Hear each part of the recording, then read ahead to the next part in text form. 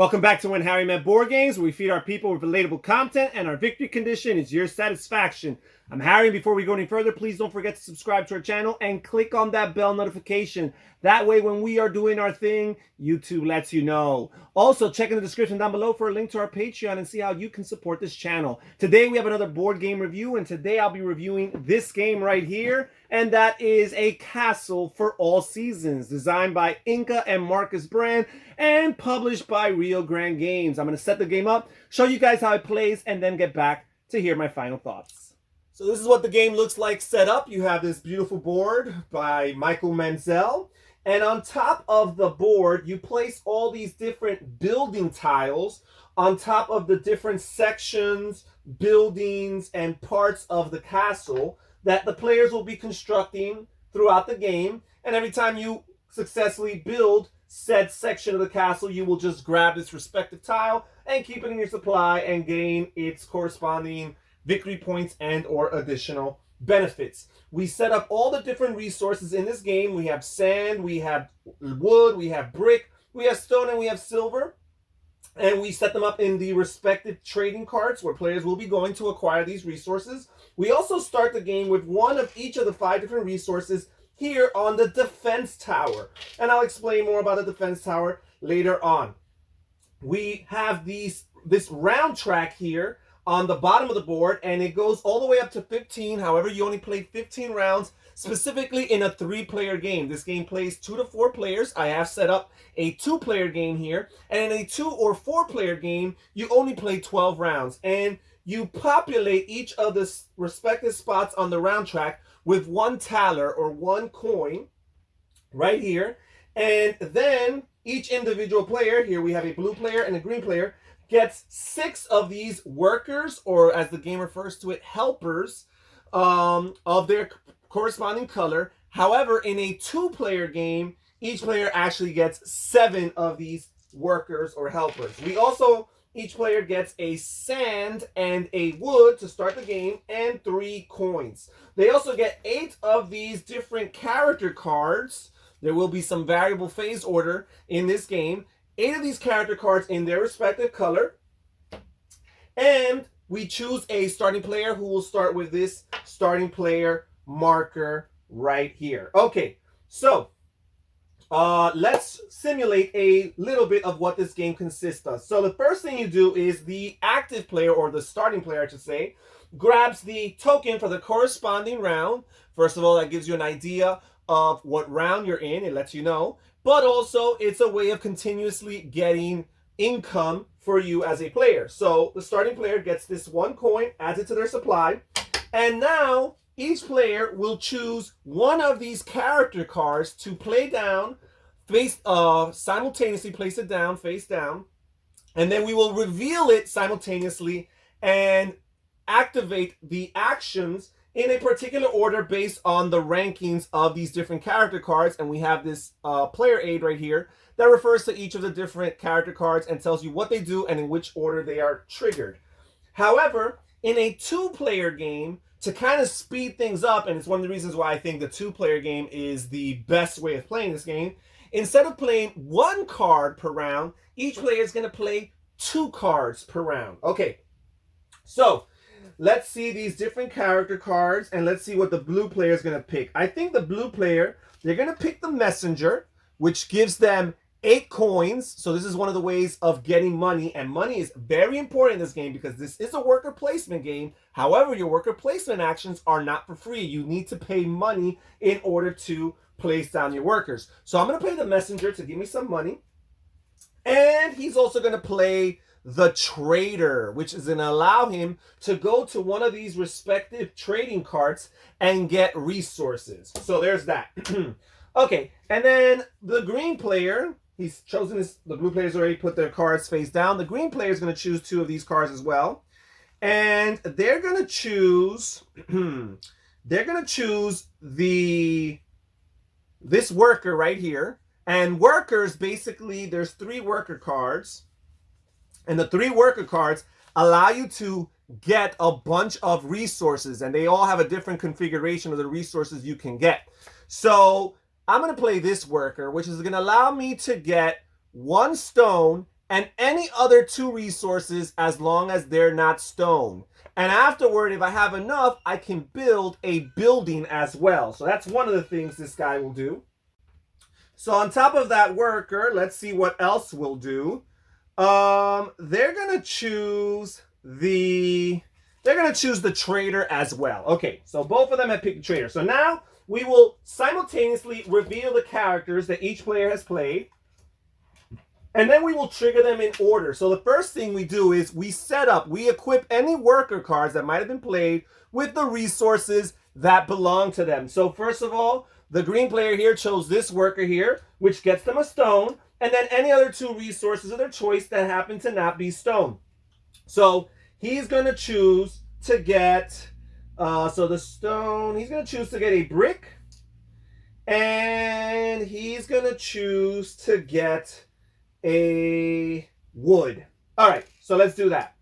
Now we will continue and follow this in order. So the first worker card, or the first card I should say, character card that's triggered, is the messenger. So the blue player chose the messenger, so they get to gain 5 coins from the supply, the general supply, and add it to their personal supply.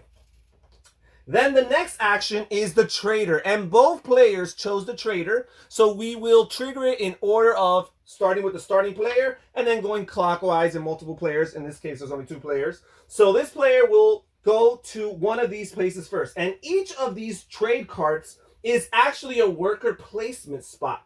So the blue player has to choose where to put one of his workers, or helpers as the game refers to it, and he's going to choose to go here to the stone. And the way it works is, next to the trading cart, you see a symbol that tells you how many of that resources you are entitled to for choosing that spot. And what's going to happen is, it says here for the stone, you get 2. But actually, whenever you go to one of these trade carts, you have to basically donate one of these towards the construction of the defense tower. So I will put this stone here in the defense tower, and then I will add this 1 stone to my supply. And now this worker here is kind of stuck. The way this section of the worker placement works is, whenever you put workers here, they're going to remain there. And first of all, we have this silver here, which is a nice wild card resource. You could use it to replace any resource of your choice. However, the only way you could go to the rider here that provides the resource, the silver resource, is if all other of the 4 trade carts are already occupied by a worker. Then you can choose to do that. Also, if you want to replace, let's say I really wanted stone and I wanted to take this spot away from the blue, the only way I would be able to displace the blue worker, again, is if all 4 of the trade carts are occupied. So again, you got that option. If all 4 of the trade carts are occupied, you could either A, go to the rider and get a silver resource of your choice, or B, you could displace one of the workers here, including your own, and gain the resource that you want. But for the time being, this blue worker is locked in this spot. Okay, so now the green player is going to use their trader action, and since this stone was occupied, they're going to place their worker here and gain some brick. And again, with brick, it grants the player 2 of these brick resources. However, 1 of these must be donated towards the construction of the defense tower. So there we go. Okay, and we are done with that. Now we keep on working our way down. There is no bricklayer, there's no stonemason, but we do have a worker here from the green player. And now these resources are available to them, as well as the resources they've already acquired and started the game with.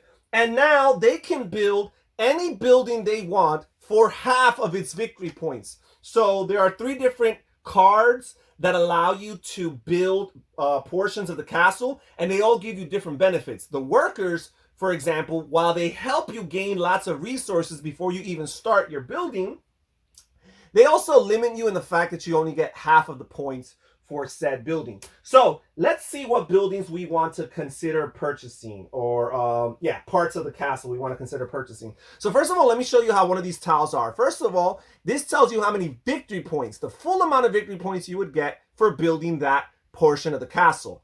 This right here, the crowns, tells you how many victory points. This right here tells you how much value of resources you need to turn in order to build this portion of the castle. And in this case, we have a 22. And how do you determine the value of resources? Well, each different resource has a different value of its own. So for example, sand has a value of 1. Wood has a value of 2. Brick has a value of 4. And stone has a value of 5. So it's pretty easy to remember. There is no resource that has a value of 3. It's 1, 2, 4, and 5. And finally, the silver, again, is a wild card, so you can choose for it to be whatever you want it to be.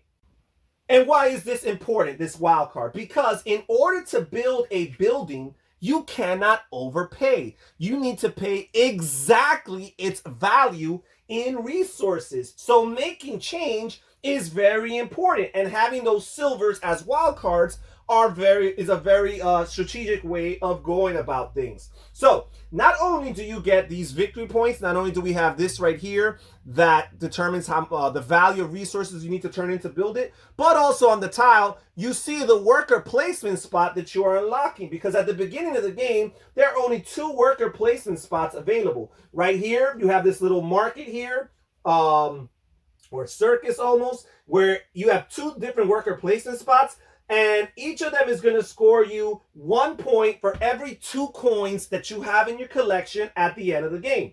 Then you have this worker placement spot here, which has 2 different worker placement spots, each valued at 10 coins or 6 coins, where the 10 coin one will score you 1 point for every silver you have in your supply at the end of the game, and the 6 point worker spot will give you 1 point for every 2 silver you have in your collection at the end of the game. Because as I mentioned earlier, these worker placement spots are not for free. There's a certain amount of coinage assigned to them that players must pay in order to even place their workers down on these spots. But as the game progresses and you're building these buildings, you're unlocking more worker placement spots. So let's see how much money this player has. He has a stone, which is 5.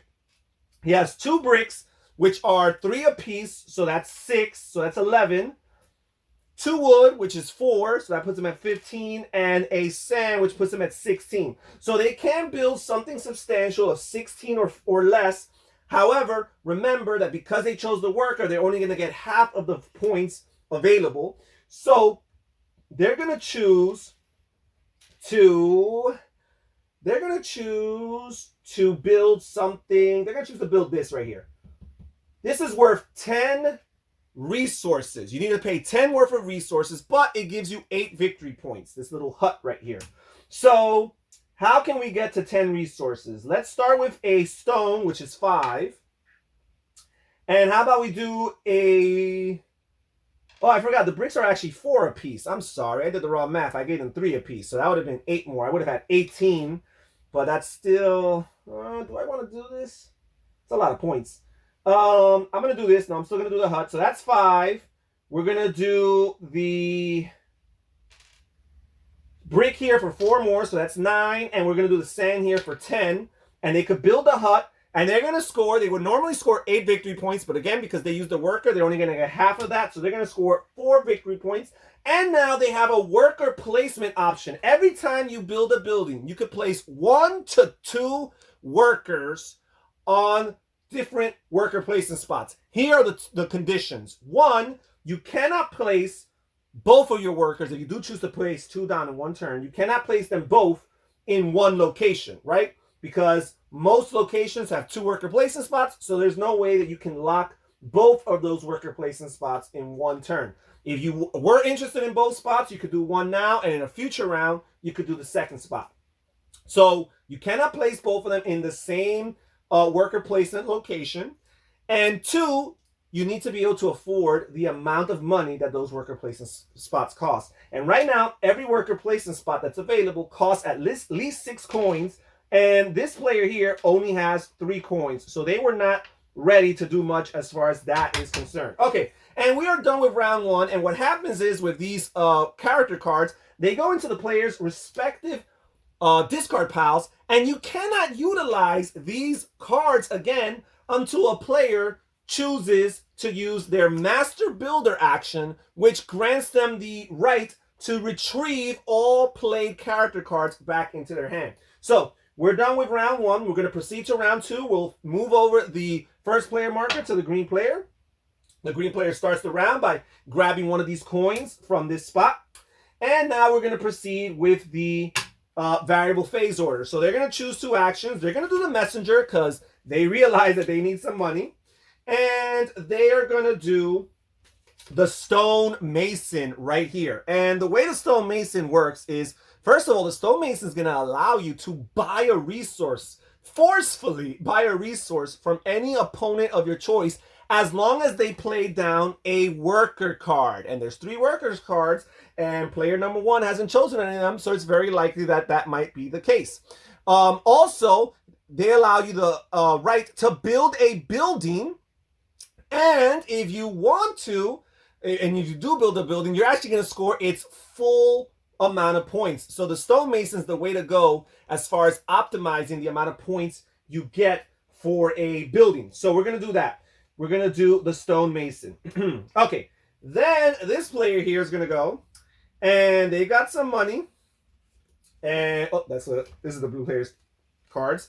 They've got some money, so they're going to do a worker. They're going to do this worker right here, okay, which is allow them a stone and any other 2 resources of their choice, as long as they're not stone. And they are going to do the bricklayer. And the way the bricklayer works is, first of all, it's going to give you the right to grab any 1 resource of your choice from the defense tower and grab all of the same kind, right? So this is a great card to play as long as there's a few of the same kind of a given resource and you add them to your supply. Also, it grants you the right to build a building, but the benefit for the building will not be victory points. Instead, it's going to give you coins up to the amount of resource tokens that you played. So this time it's not the value of the resources, it's the amount of pieces you play. So for example, if you play 3 different pieces worth of resources, you'll gain 3 coins as a reward. And then afterward, you can have a worker place in action. Okay, so that's it. Both players have picked their 2 character cards. We will reveal simultaneously. We will trigger them in order. So first of all, set up any workers that were chosen right here. The blue player chose a worker, so we will set them up with a stone and any 2 resources of their choice, and they're going to choose the wood right here, the 2 bricks. They're going to choose 2 bricks. Then we will continue to work our way down. So messenger, the green player played a messenger. That will grant them 5 coins. I'm sorry, 8 coins into their supply. We will continue working our way down. Trader, no player has played a trader. Bricklayer. So we have the blue player here, chose the bricklayer. Again, they get to grab any resource of their choice from the defense tower, and as many as they want from that resource. So they're going to grab these 2 stones right here. All right. We will continue going down. The stonemason. So the green player chose the stonemason. And again, the stonemason gets to basically forcefully buy any resource from a player's worker. They cannot buy it from the player's or from an opponent's. They cannot buy it from an opponent's supply. It has to be from a worker. And they would not be able to forcefully buy it from their own worker either. So these are all available. And let's see what we want. I think at this point, we want to have as much as possible. So we're going to steal their stone. Or not steal, I'm sorry, pay for their stone. And we pay them 1 coin for that resource. Okay, and now the stonemason can build a building and get its full maximum amount of victory points. So let's see here. We have a stone, which is worth 5. A brick, which is worth 4, so that's 9. 2 wood, which is 4 more, so that brings us to 13. So we can build anything that's 13 or lower. So I'm looking for something that's 12. Right here.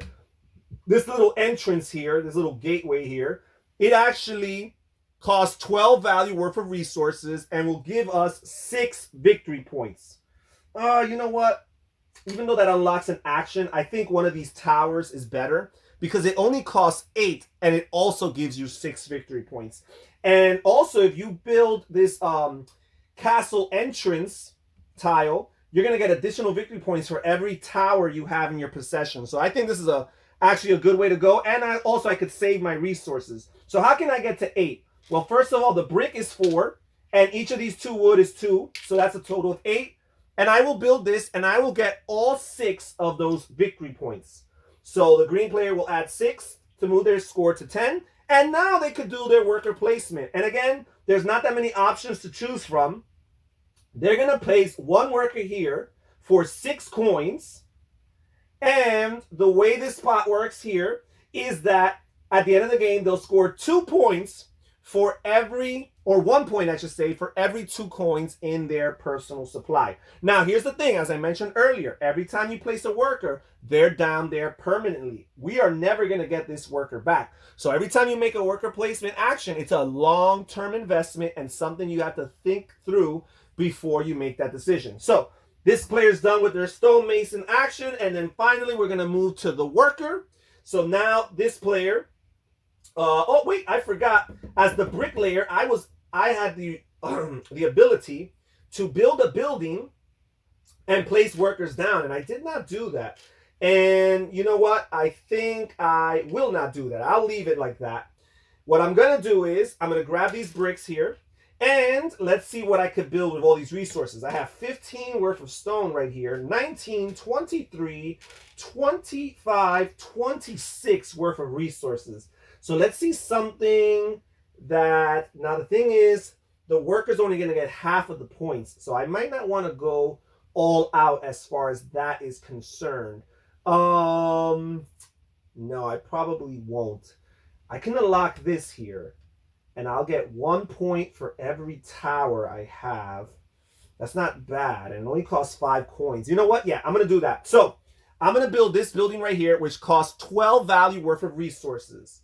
So we will do a stone right here for 5, a brick brings that up to 9, and a wood brings it to 11, and a sand, which brings it to 12. We will build that because I used the worker. I only get half of the victory points, so instead of 6, I'm going to get 3. And more importantly, I unlock this worker placement spot, which only costs 5 points. I will put this here, and that costs 5 coins. And at the end of the game, this is going to give me 1 additional victory point for every tower in my possession. Now, or again, every time you build a building, that grants you up to 2 workers if you have the money to pay, and we do. So the blue worker is going to place a second worker right here, and that spot costs them 6 coins. And again, this is the spot that at the end of the game, you'll get additional victory point for every 2 coins in your possession. And we are done with this round. The players will discard the character cards they selected, and we will simulate another round. Move over to starting player token right here.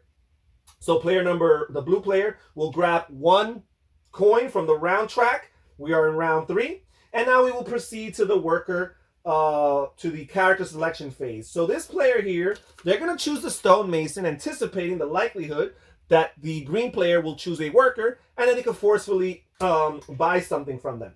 And they're also going to choose the master builder. And the master builder is a very important card because, first of all, what the master builder allows you to do is that the master builder is going to grant you 5 points for every opponent that builds a building on your turn. So that's very helpful. Playing this and calculating the time is very helpful. But also, the master builder is going to allow you at the end of your turn to retrieve all your cards back into your hand so that you have all of your character cards to choose from once again.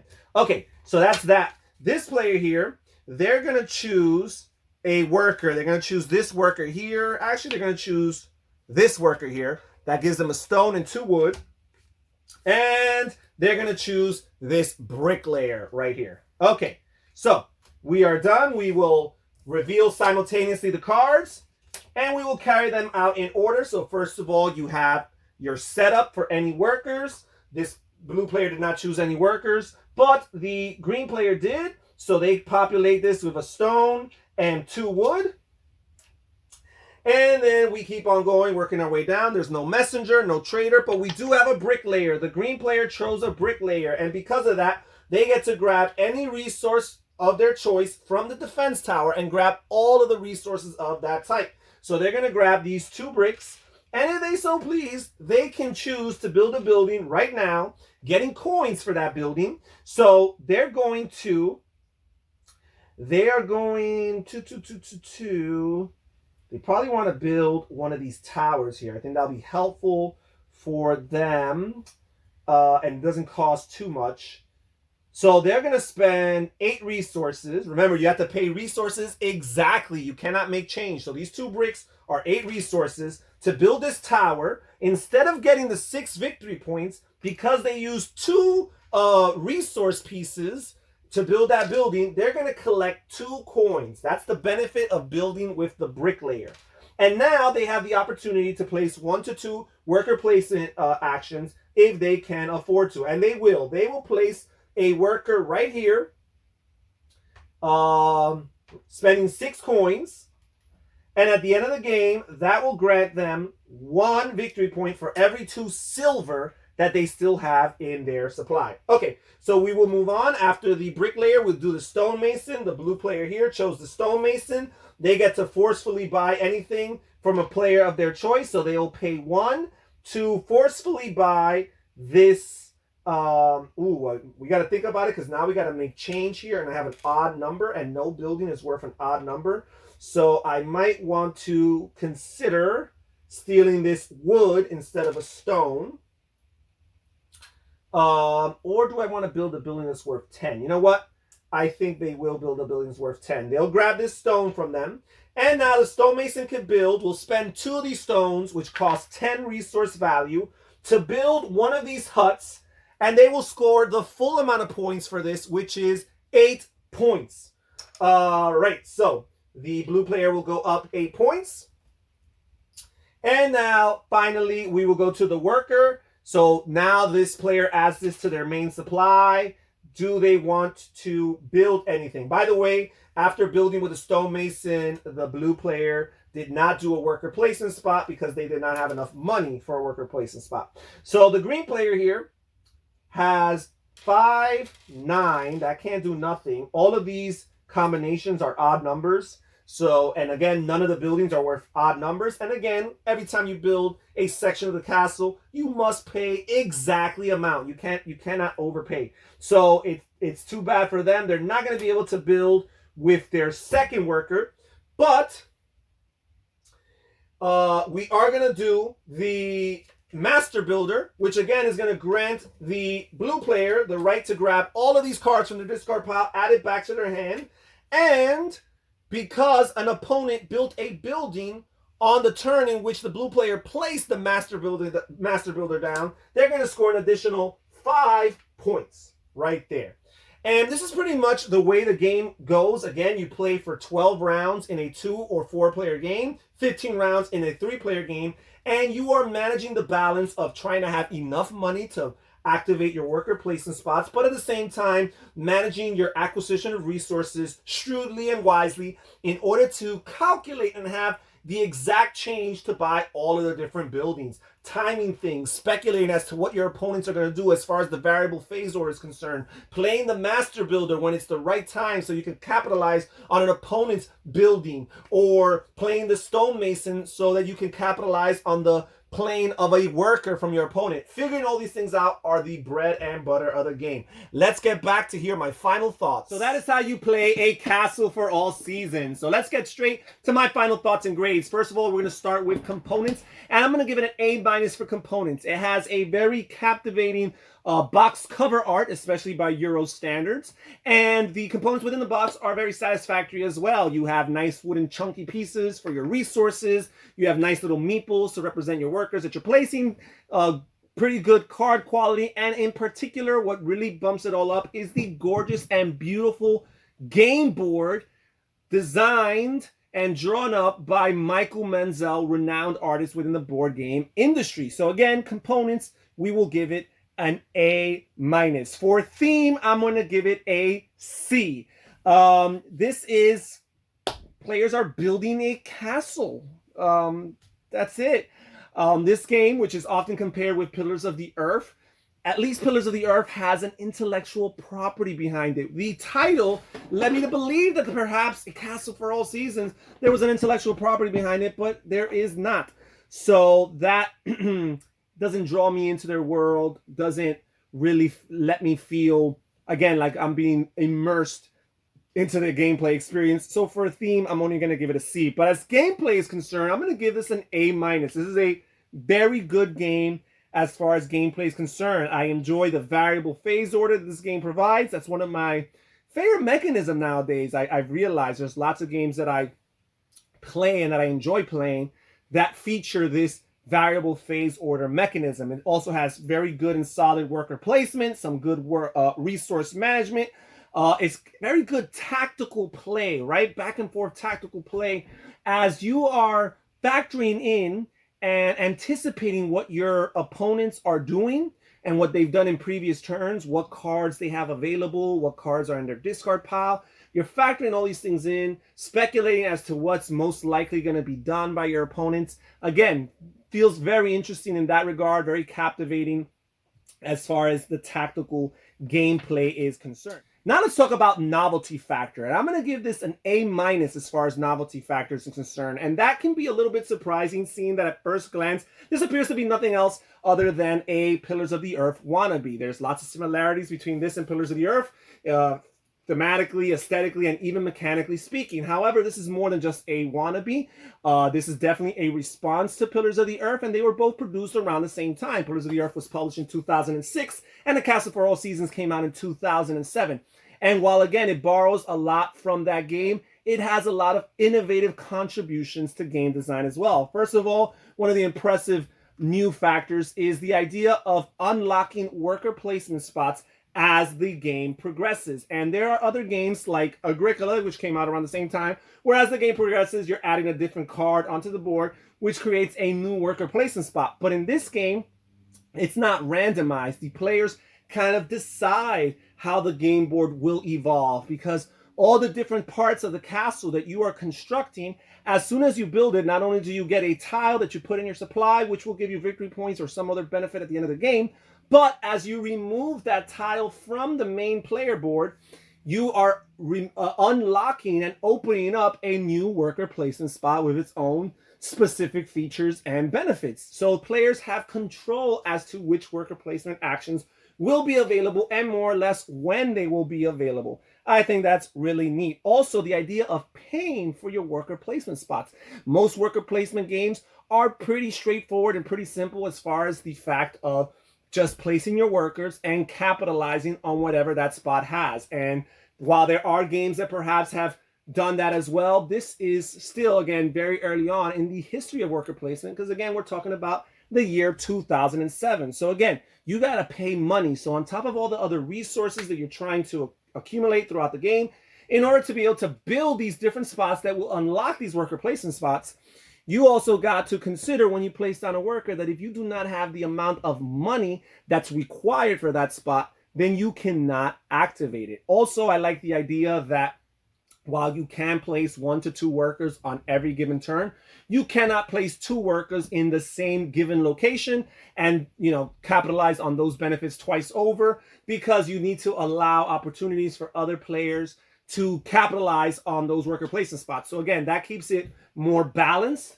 right? You do not have to fear that a person will completely block you in an area. If they end up blocking you in an area, it's because perhaps you weren't too interested in that area to begin with. I also like the idea of the permanency of your worker placement spots. Usually in worker placement, you place your worker down, and at the end of the round or some other trigger, you remove workers, you get them back into your pool, and you continue to place them, right? In this game, you have a cap. You have a certain amount of workers that are available to you from the beginning of the game.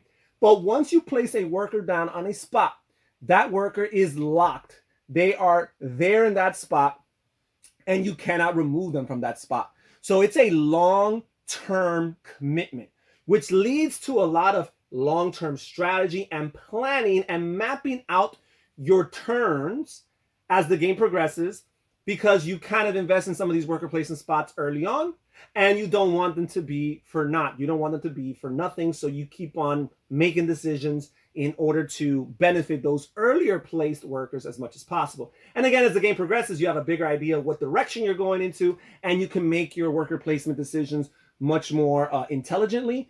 But again, it's a long-term commitment, and you do not get these workers back. I find that to be cool. It's neat. It's restrictive.